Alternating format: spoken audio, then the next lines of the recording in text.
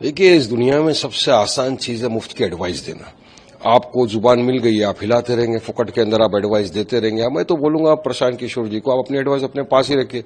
अब तक तो आप ममता दीदी को एडवाइस देते रहे, बीजेपी को एडवाइस देते रहे। अब आप तो खुद चुनाव के अंदर उतरे हो, आपकी पार्टी, लेकिन आप तो डर गए। आप तो चुनाव भी नहीं लड़ रहे हो। आपकी पार्टी के लोगों को लड़ा दिया आपने।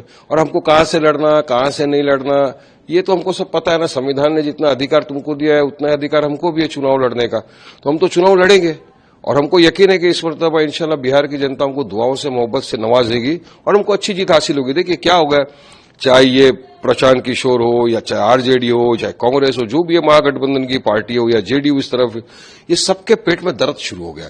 जब सबने देखा कि ओवैसी साहब की जो सीमांचल न्याय यात्रा निकली उसमें लाखों की तादाद में लोग खड़े हो गए, लाखों की तादाद में लोग जुड़े।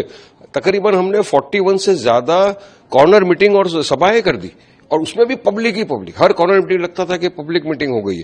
तो तमाम चीजें देखने के बाद इन सबको तकलीफ हो गई कि ये क्या हो गया। और यकीन मानिए बिहार की लोगों को एक एमआईएम के अंदर विकल्प दिख गया कि नहीं, ये हमारी पार्टी है जो हमारे लिए बात करेगी, हमारी हिस्सेदारी की बात करेगी, हमारे लिए न्याय इंसाफ की बात करेगी, हमारा डेवलपमेंट की बात करेगी, विकास की बात करेगी। और हम यही बोलते हैं ना कि सीमांचल जो सबसे बड़ा पिछड़ा हुआ वर्ग क्यों है पूरे देश के अंदर, बिहार में कितनी बार गए प्रशांत किशोर, उनको क्या पता है सीमांचल की हालत तो देखी होगी उन्होंने, क्यों नहीं बताते। आज भी सीमांचल भारत देश का सबसे पिछड़ा हुआ वर्ग है क्योंकि वहां पे 65% से ज्यादा मुसलमान आबादी है। वहां कोई ना मेडिकल कॉलेज है, ना इंजीनियरिंग कॉलेज है।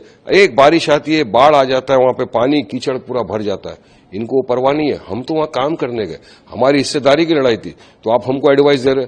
मैं आपको एडवाइस दूंगा कि आप तो लड़ना था ना, आप तो डर के भाग गए ना। आप क्यों लड़ रहे हो? आप तो अच्छा एडवाइस दे रहे थे, मोदी जी को एडवाइस दो। क्यों गुजरात छोड़ के वाराणसी चले गए?